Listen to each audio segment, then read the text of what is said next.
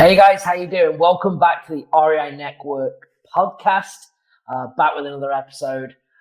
This one, guys, is something I've never really done before, and I thought, you know what? I don't think enough people talk about it, and it kind of happened to us this week. So I was like, well, let me do a episode about it. Okay.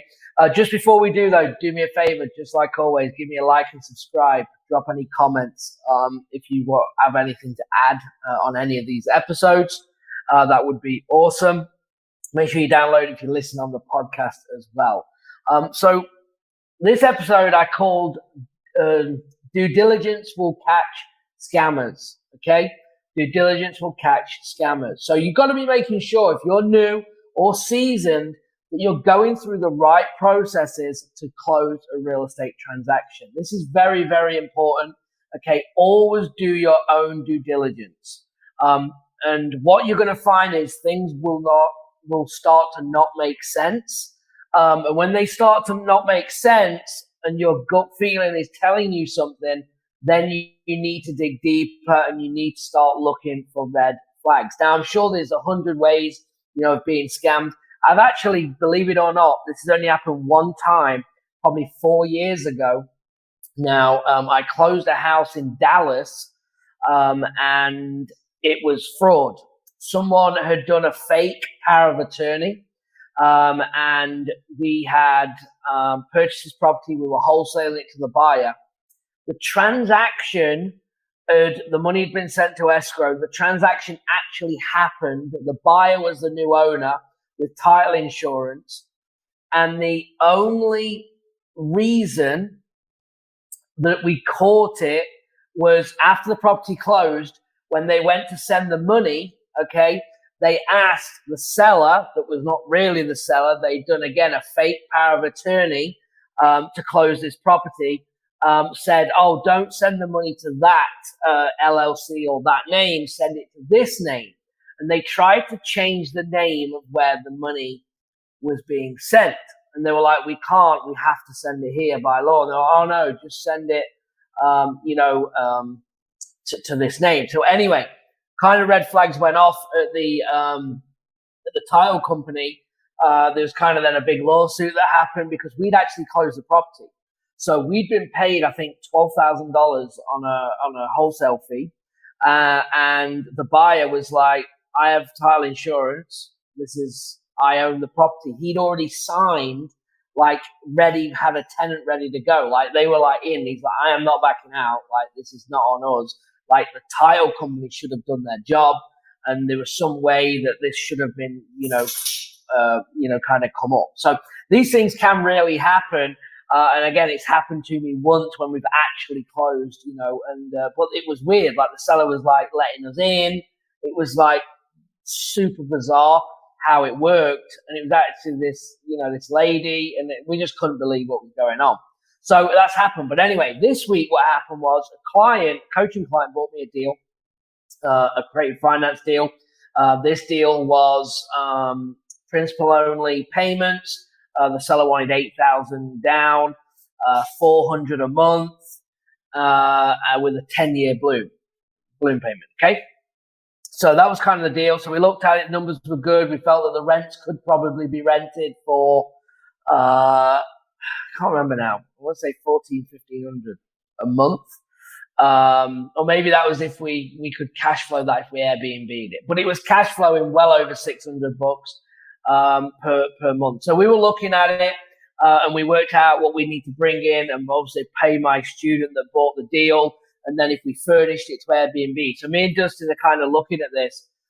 So I sent the contract over to Dustin. I hadn't even looked at it.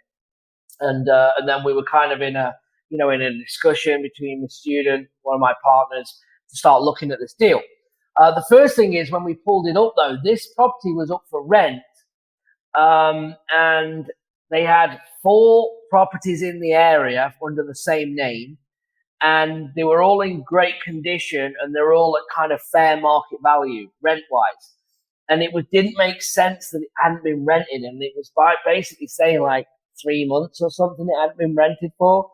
And it just that threw us off. Like, it's weird. You never know. Maybe they're asking too much. It was kind of all weird because what they were asking online, let's say it was 1,600, they were going to do 400 and something interest-only payments to us. So we're like, yeah, I mean, it's possible, but it's a bit weird, right? Whatever. So start looking at it, looking at the numbers, start looking at, okay, how are we going to bring the money in? Should we borrow it private money? Maybe 25 grand to get the seller paid, my coaching client paid, and then obviously furnish it for Airbnb. This is kind of what we were looking at. Then we came across that on the contract that it was basically that they were signing on behalf of the company. It was a representative for the company signing on their behalf. That's how the contract kind of read. So when we seen that, we said, okay, no problem. Can you send us the power of attorney? So we said to the coaching client, my student, well, look, you've been talking to the seller, so go back and say, hey, we need to see the power of attorney that they can sign on behalf. And then they said, well, yeah, you've already had this tied up now for several days, so I want you to pay me $1,000 down, and then I'll send you the power of attorney. So again, another red flag, right? That's weird. You asking for money directly to you, and then you'll give us the power of attorney. So doesn't make sense. Okay. So what we did was kind of then alarm bells are going off. So Dustin was like, look, go back and say, yeah, no problem. We will wire $1,000 to the escrow company to hold it, and we can start the process, and then you can send us the power of attorney. And of course, what happened? They came back and go, oh, no, don't send it to the escrow company. Just send it directly to me. You don't need to put it in escrow. So again, there we have it. When someone is ever trying to get money directly to them and not through escrow, is a red flag. Never, ever, ever give earnest money direct to seller. Never. Okay? It always goes through the traditional way of an attorney or a title company or an escrow, right? So be holding that and then paying accordingly to lock that contract up. You never want to pay the seller direct. So even when you're doing $100 or $1,000 or 2,000 or whatever you're doing, it goes to escrow. It never goes to the wholesaler or the seller or whoever's asking you to do these things, because again, they're red flags, right? So you've got to make sure, guys, that you do your due diligence, because there are people out there scamming. And I could have tons of stories of this, even from marketing. You have to watch. Are you really talking to the seller? If the deal is too easy and simple, sometimes it's too good to be true, right? Now, there is occasions, but often it is too good to be true. And a lot of people will not have many stories for you saying, oh, yeah, this was just like so easy. We made all this money and it was just like, oh, yeah, just take it for that and just give me this. It doesn't really happen, okay? So make sure that, you're watching for these things. You're doing your due diligence. You're looking at the property, making sure that everything adds up with what the seller's saying, and going through escrow, running title, pulling title, making sure there's no liens, right? And all of them things before you try and obviously purchase the property, because people are always trying to get you. I have had where, we teach, this one was actually funny. So I had one person on Craigslist years ago, like we teach about the 3 offers, right? Where you could make a cash, a sandwich lease, and like an owner finance or an assignment lease option. So there's 3 options. So I start to engage with him on text, and I probably have this text. I should find it because it's actually funny, because I kind of led on to what he was at. And the only reason I caught him immediately is he said, oh, my assignment, if I do it, assignment lease option was the lowest price. The sandwich lease option was the medium, and the cash was the highest price. So basically what they've done is they've mixed the offers upside down. Instead of cash being the lowest, they kind of got it all backwards. So then I was like, oh, what about this? So I was asking them questions, and they were like, oh, no, yeah, we can talk about that later. Just wires the earnest money. And all they were trying to do is get earnest money, to tie up in the deal. Yeah, if you send us $1,000, we'll give you the contract, send us $1,000 direct. Here's the link. And here's the thing, guys. You might be saying, well, that's common sense. But when you get emotionally involved or people in your team are working deals for you, you have to watch for these things, right?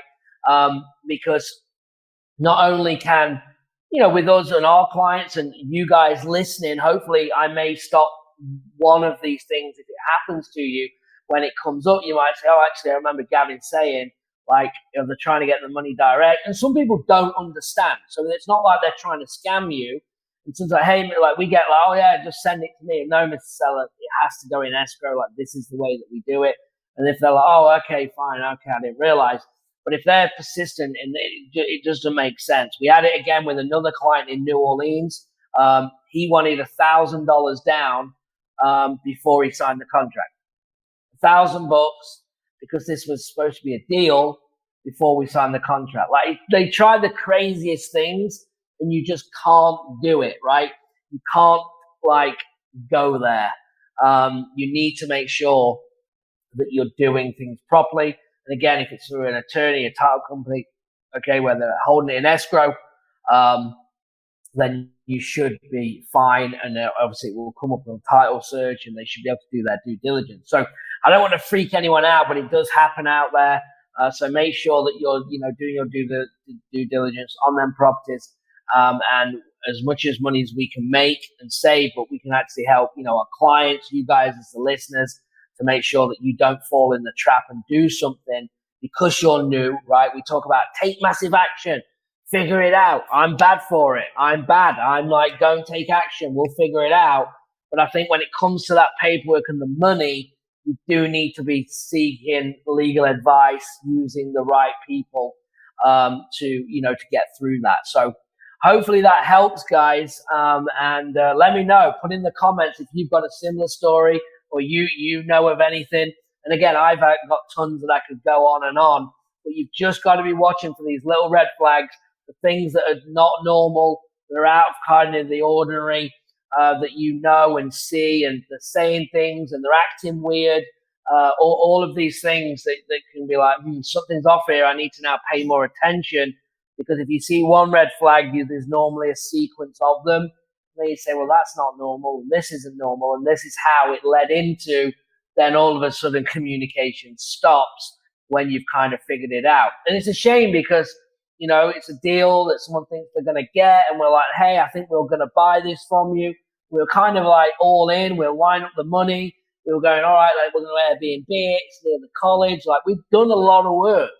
But in the end, I'd rather do that and figure it out, and obviously not get in a legal mess or putting money out and then obviously someone running off with it. So hopefully that helps, guys. Like I said, drop me a comment, and I hope this helps you, somebody else. You can share it. I appreciate it.